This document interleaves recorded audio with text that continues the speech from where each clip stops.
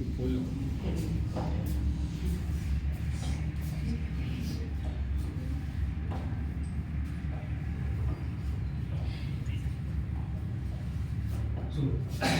कल पुनिया हम सब जो है पढ़े थे कि प्रकाशिकी से जुड़ा हुआ कुछ शब्दावली होता है, ठीक है, जिसमें कि हमने किरण के बारे में समझा, किरण पुंज के बारे में समझा, उनके प्रकार के बारे में समझा।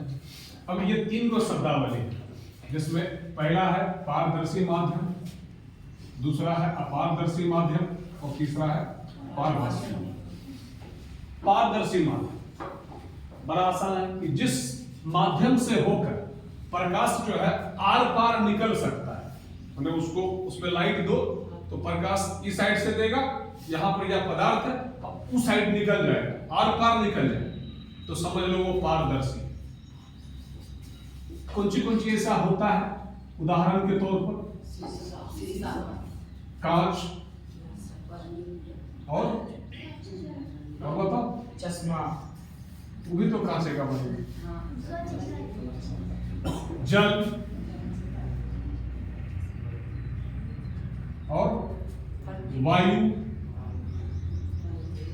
निर्वात या शून्य जिसको बोलते हैं,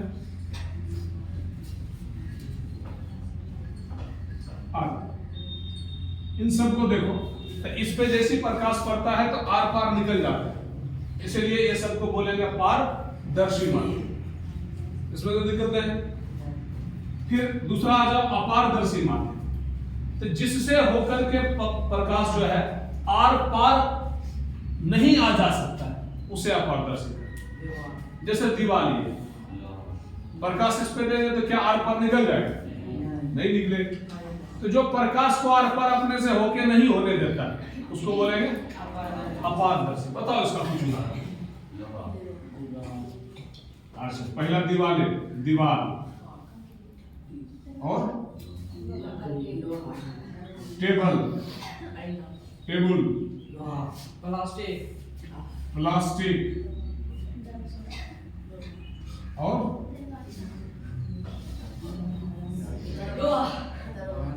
लोहा।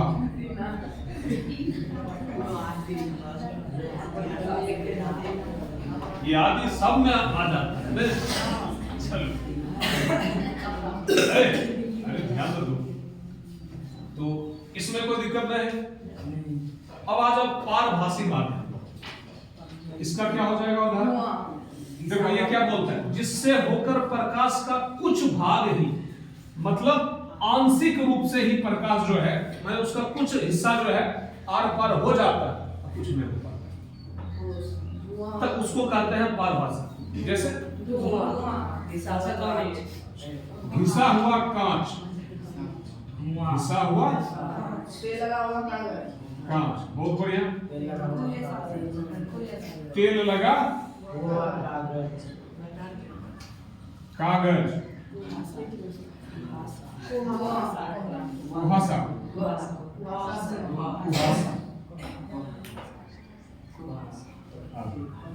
अच्छा ठीक। अब इसको देखें, इसमें तो कोई दिक्कत अभी तक नहीं, तीनों आसानी से समझ में आता है। जिससे प्रकाश आर पार निकल जाता है उसको पारदर्शी, जिससे प्रकाश आर पार नहीं निकल पाता है उसको, जिससे प्रकाश हल्का हल्का निकल पाता है उसको पारभासी माध्यम। ठीक है। अब इसमें देखो एक बात और है, कुछ ऐसे पदार्थ भी होते हैं जो तीनों की तरह बिहेव कर लेते हैं। कुछ ऐसे पदार्थ होते हैं जो तीनों की तरह, वो पारदर्शी भी है, वो अपारदर्शी भी है, वो पारभासी भी। बोलेगा ऐसा कुछ होता है। असल में वो जो माध्यम रहता है उसका मोटाई के हिसाब से ये प्रकृति डिपेंड करता है। जैसे हम तुमको बोलते हैं कांच ले, कांच अगर कम मोटा है माने पतला है तो वो कैसा बिहेव करता है? पारदर्शी, सारा लाइट आर पार आने जाने देता है। उसी कांच की मोटाई थोड़ा सा बढ़ा दो तो वो प्रकाश के कुछ अंश को पास होने देता है, कुछ को रोक लेता है, माने थोड़ा थोड़ा ही आर पार नजर आ पाता है। वही कांच बहुत मोटा हो जाए तो फिर वो शायद ही लाइट को उस पार जाने देगा, नहीं जाने देगा। तो ये होता है कि बहुत जगह और भी देखो, कहीं पर या तालाब है, अगर तनिए सा पानी है, तनिए से पानी रहेगा तो साफ, जब साफ रहता है तो नीचे जमीन तुमको दिख रहा होता है। कहीं पर या ज्यादा पानी है तो जमीन हल्का हल्का नजर आ रहा हो, और कहीं सा पानी बहुत ज्यादा है तो वहां से नीचे जमीन तुमको दिखता है। यही होता है, मोटाई पर भी पारदर्शी अपारदर्शी होना डिपेंड करता है। कम गहराई पर आसानी से दिख जाता है, माने पारदर्शी, थोड़ा ज्यादा गहराई हो जाता है पारभासी हो जाता है, बहुत ज्यादा गहराई हो जाता है तो अपार।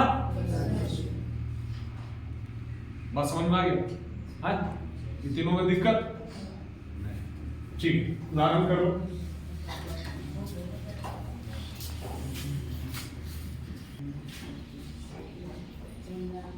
देखो, दीप्त और अदीप्त वस्तु।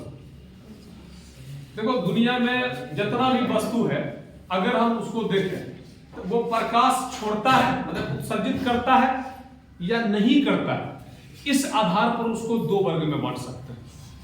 एक को बोलेंगे, ठीक, एक को बोलेंगे दीप्त वस्तु और दूसरे को बोलेंगे अदीप्त वस्तु। दीप्त का सीधा सीधा अर्थ है जो वस्तु स्वयं प्रकाश का उत्सर्जन करता है, माने उसके अंदर कुछ ऐसा हो रहा जिससे कि वो लाइट छोड़ रहा, तो उसको हम सब बोलेंगे दीप्त है।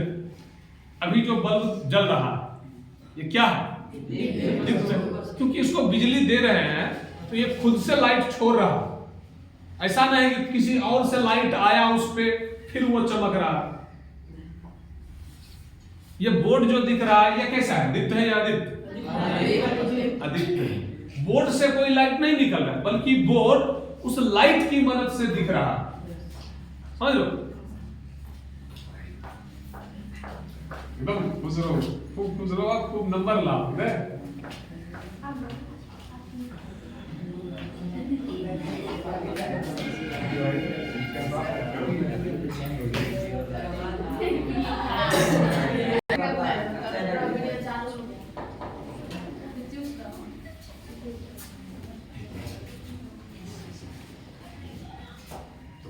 ये बोर्ड को अगर हम देखें तो ये क्या है? एक टेबल, ये पूरे रूम अदीप्त है, क्योंकि रूम लाइट नहीं छोड़ा, लेकिन उस बल्ब के लाइट में ये रूम दीप्तमान है, मैंने दिख रहा।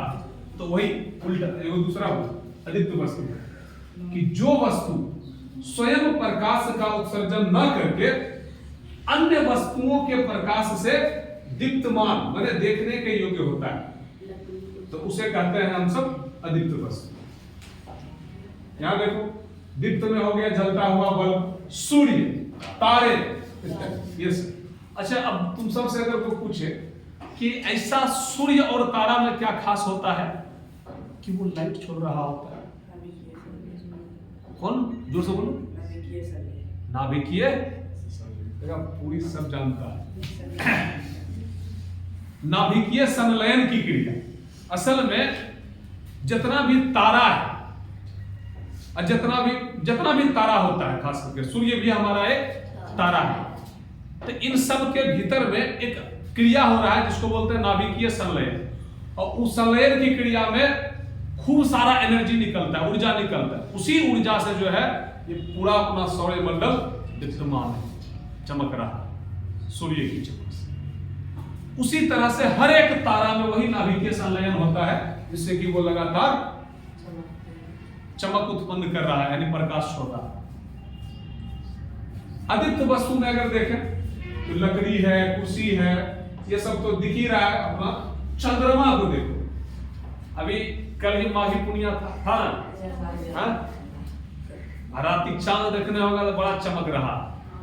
तो फिर कैसे हम बोले कि चांद जो है अदीप्त होता है? चांद तो रात दिख रहा, नहीं दिख रहा? चांद के मौजूदगी में बताओ सब चीज दिख रहा, तो दीप्त है क्या? दीप्त कैसे? क्योंकि उस पे सूर्य का प्रकाश पड़ रहा है, इसीलिए उसमें वो चमक दिख रहा है।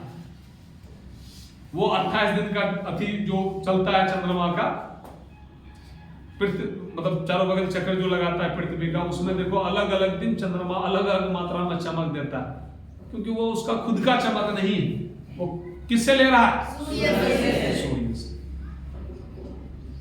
उसी तरह से जितना भी ग्रह होता है, चाहे वह पृथ्वी ही क्यों ना हो, पृथ्वी को कैसा ग्रह कहा जाता है? नीला ग्रह। आकाश से देखते हैं तो पृथ्वी नीला नजर आता है, लेकिन अगर सूर्य ना रहे तो क्या पृथ्वी नीला दिखे? या सूर्य का प्रकाश ना रहे नहीं दिखेगा, फिर कैसा दिखेगा? काला। पृथ्वी भी, इसमें भी जो रंग है इसके खुद के कारण नहीं, बल्कि सूर्य के प्रकाश के कारण। ठीक है, तो सारा ग्रह हो गया और सारा मतलब चंद्रमा हो गया, चाहे किसी भी ग्रह का चंद्रमा, वो सब अदीप्त वस्तु में गिना जाएगा। बोलो, बात क्लियर है? दीप्त अदीप्त क्लियर, ये याद रखना है तुमको। चलो अगला पे चलते हैं। अब इसके बाद आएगा मेन घटना।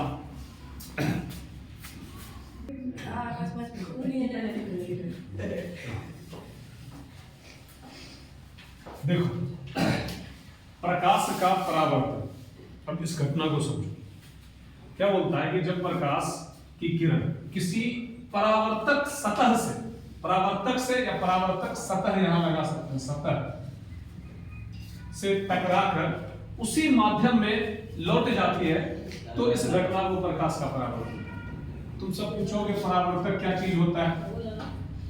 परावर्तक सतह तो कोई भी सतह जिससे टकरा के प्रकाश लौट जाए। जैसे यहां पर ये बोर्ड भी एक परावर्तक का काम कर रहा है। कैसे?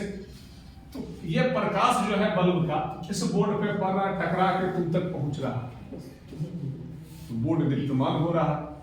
तो बोर्ड भी परावर्तक का काम कर दे रहा है। तो ऐसा नहीं कि परावर्तक जब बात करेंगे तो मतलब हमेशा कोई आईना वाला बात ही हो कि दर्पण ही होगा तो वो परावर्तक। ये सब वस्तु परावर्तक की तरह काम करता है और उसमें प्रकाश पड़ता है और टकरा करके वो वापस लौट जाता है। तो समझो इस घटना को, बड़ा खास घटना है। जब प्रकाश की किरण, अब इस ये देखो, एक जब भी आइडियल परावर्तक की बात होता है, जैसे आदर्श परावर्तक, तो वो दर्पण ही होता है, मिरर। घर में जो आईना रहता है दिखता होगा, कौन सा दर्पण होता है? समतल दर्पण होता है। तो घर में जो वो आईना रहता है उसको तुम देखो तो उसका एक भाग मतलब सिल्वर कलर से पेंट करल रहता है, पहले रंजित करल रहता है, फिर पेंट करल रहता है। इससे क्या होता है कि वो कांच में अब उस पार की वस्तु नहीं दिखेगा, बल्कि उसमें तुमको तुम्हारा ही चेहरा दिखेगा। तो वो दर्पण जो है एक परावर्तक का काम कर रहा है। ठीक है, एक परावर्तक का। यहां समझो, उसी दर्पण को व्यक्त कर रहा है एम डैश। इसका नीचे वाला हिस्सा जो ये लकीर लकीर करते हुए दिख रहा है, ये बता रहा है उसका निचला हिस्सा को जिगरल पेंट करा हुआ है, रंजित करके पेंट करा हुआ है। और ऊपर वाला हिस्सा वो चमकदार हिस्सा है जहां प्रिया कि तुमको तुम्हारा चेहरा वगैरह दिखता है। तो मान लो इस पे इधर से तुम एक लेजर की मदद से एक हल्का मतलब एक पतला किरण को इस पे जाने देता है, तो वो किरण जैसे इस पे पड़ेगा, इससे टकरा करके ये इस तरह से उसी माध्यम में, मतलब इसी माध्यम में लौट जाएगा। तो इसी घटना को हम सब बोलेंगे प्रकाश का परावर्तन। लेकिन इनको थोड़ा गणितीय ढंग से समझने के लिए, इसका ये पूरी व्यवस्था को समझने के लिए ये किरण आरेख याद रखना है कि इन सब का कुछ ना कुछ नाम है। ठीक है, तो नाम को पहले समझते हैं कि देखो, जो प्रकाश की किरण परावर्तक सतह की ओर आती है उस किरण को कहा जाता है, कौन सा किरण? आपतित किरण या इंसिडेंट रे। ठीक है, जो किरण आती है, यानी वो किरण पीओ PO किरण आ रही है, ये है आपतित किरण। फिर परावर्तक सतह के जिस बिंदु पर आपतित किरण पड़ती है उस बिंदु को कहते हैं आपतन बिंदु, यानी पॉइंट ऑफ इंसिडेंट, आपतन बिंदु। ये बिंदु O आपतन बिंदु का काम कर रहा है। फिर यहां से पढ़ने के बाद जो किरण परावर्तन के बाद मतलब दर्पण से दूर जा रही होती है उस किरण को कहते हैं परावर्तित किरण। यहां पर किरण कौन सा किरण OQ, ये किरण जो है परावर्तित किरण का काम कर रहा है, रिफ्लेक्टेड रे। फिर आपतन बिंदु पर, ठीक है, सतह के लंबवत खींचे गए लंब को हम सब क्या बोलते हैं? अभिलंब या नॉर्मल बोलते हैं, ठीक है। अब यहां से देखो दो और चीज कोण होता है, एक होता है आपतन कोण और एक होता है परावर्तन। आपतन कोण का क्या परिभाषा, मतलब कैसे उसको समझाएंगे? देखो, आपतित किरण और अभिलंब, आपतित किरण और अभिलंब के बीच में जो कोण यहां बनता है इस कोण को कहते हैं आपतन। उसी तरह से परावर्तित किरण और अभिलंब के बीच में जो कोण बनता है उसको बोलते हैं परावर्तन। अब कहते एकदम की करता है, यहां पर यह लिख देता है आपतन परावर्तन को, तो ध्यान रखना नीचे नहीं होता है, लंब और किरण के बीच में होता है, ठीक है। यहां साइड में इसका नाम भी लिख लेना, आई को बोलते हैं, कोण आई को बोलते हैं, कौन सा कोण? आपतन कोण। और कोण आर को बोलेंगे परावर्तन।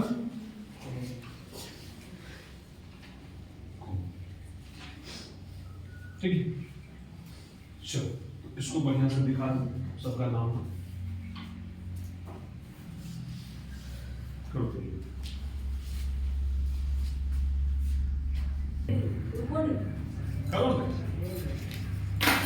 चलो देखो, परावर्तन जहां भी होता है ना कुछ नियम के तहत होता है, ऐसा नहीं कि मतलब ऐसी हो गया परावर्तन।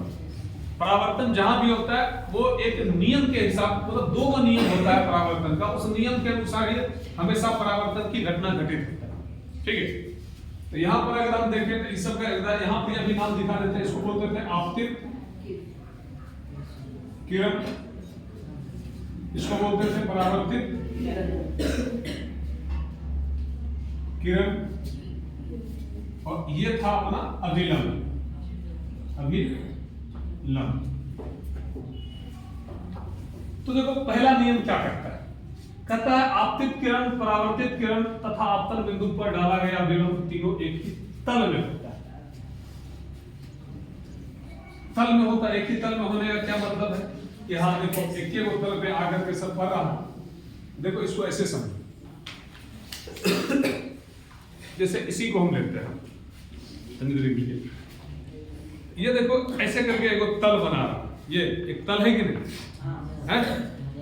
अब इसमें अगर हम देखें, इसमें अगर देखें तो आपतित किरण जो है अगर इस तल में आ रहा, समझ लो, या ऐसी करके इसको समझो, ऐसे करके एक समतल खड़ा, अगर आपतित किरण इस तल में आ रहा तो परावर्तित किरण भी इसी तल में जाएगा। ऐसा नहीं कि आपतित किरण में आया और परावर्तित किरण इधर भाग जाएगा, तल से बाहर नहीं होगा, इसी तल में रहेगा। आपतित किरण इधर आया तो परावर्तित किरण भी इधर जाएगा, अभिलंब भी उसी तल में तुमको खींचना है, ठीक है। तो यही बोलता है कि एक ही तल में होते हैं। तो आपतित किरण, परावर्तित किरण तथा आपतन बिंदु पर डाला गया अभिलंब तीनों एक ही तल में होते हैं। और परावर्तन चाहे जहां भी हो रहा हो, एक बात का हमेशा ख्याल रहे कि जितना के ये कोण बनता है उतने के ये वाला कोण भी बनता है। अगर ये कोण 20 डिग्री पे आ रहा है तो परावर्तन कोण भी कितना होगा? 20 डिग्री। अगर ये 60 के कोण पे आ रहा है तो परावर्तन कोण भी 60 होगा। बड़ा आसान शब्द को नियम है कि आपतित किरण, परावर्तित किरण और आपतन बिंदु पर डाला गया विलंब तीनों का तीनों एक ही तल में होते हैं। जैसे यहाँ पर यह बोर्ड के तल में तीनों का तीनों बनाया है, तीनों एक ही तल में होते हैं और आपतन कोण बराबर परावर्तन। आसान है, याद हो जाएगा। ठीक।